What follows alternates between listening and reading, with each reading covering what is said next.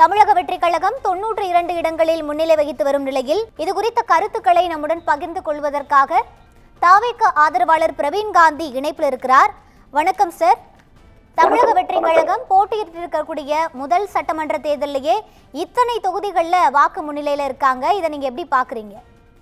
இன்னைக்கு சென்னையோட வானிலையே மாறிடுச்சு பாத்தீங்களா? அக்னி வெயில் அடிச்சுக்கிட்டு இருக்கும் போது டோட்டலா வெதரே மாறிடுச்சு. இந்த வெதர் மாறினது என்ன சொல்லுதுன்னா, சூரியனுக்கு குட் பை.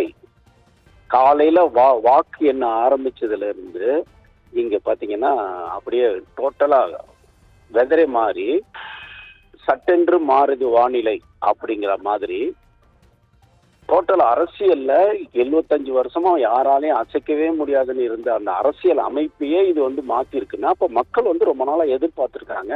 அதை சரியான நேரத்தில் திரு விஜய் அவர்கள், தாவேகா தலைவர் திரு விஜய் அவர்கள், எதிர்கால முதலமைச்சர், இப்ப நான் டிக்ளேர் பண்றேன் நம்மளுடைய முதலமைச்சர் அவர் தான், அதை மக்கள் முடிவு பண்ணிட்டாங்க.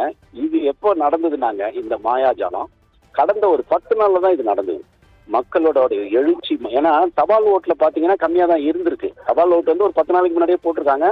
அப்போ அந்த வீரியம் வரல மக்கள் கிட்ட.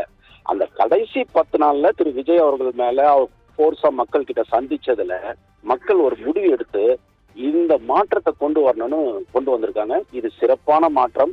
தமிழகம் ஒரு சிறந்த தலைவரின் தலைமையில் ஒரு மாபெரும் மாற்றத்தை உருவாக்க போகிறது. அந்த தலைவருக்கு ஒட்டுமொத்த தமிழகத்தின் சார்பில் நான் என்னுடைய வாழ்த்துக்களை சொல்லிடுறேன் மேடம். தாவேகாவுக்கு கூடும் கூட்டம் எல்லாம் சினிமா மோகம் கொண்ட கூட்டம் தான், அது ஓட்டாலாம் மாறாது நிறைய பேர் விமர்சிச்சுட்டு வந்தாங்க. அவங்களுக்கு நீங்க இந்த இடத்துல என்ன சார் பதில் சொல்ல விரும்புறீங்க? நான் ஒரு 15 நாளைக்கு முன்னாடியே நான் சொல்லிட்டேன். நிச்சயமா இது 2 தலைமுறைகளுக்கான சண்டை. இது அரசியல். உங்க சேனல்ல தான் நான் சொன்னேன்.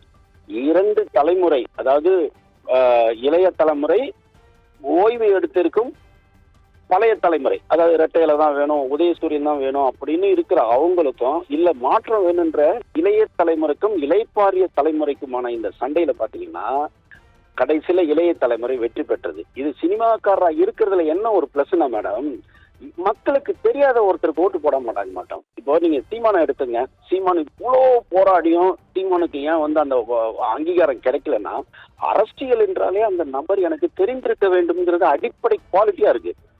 இப்ப எம்ஜிஆர் வந்தப்போ அதேதான். ஒருவேளை ரஜினி சார் வந்ததுனால இது நடந்திருக்கும். ஆனா விஜய் சார்ன்றது இளைஞர்களுடைய பெரிய சக்தியோட வந்ததுனால இந்த சினிமாக்காரங்கெல்லாம் அடிச்சு நொறுக்கிட்டார் அவரு. From customers to real brand ambassadors, 21,000 plus stories by Gen Housing.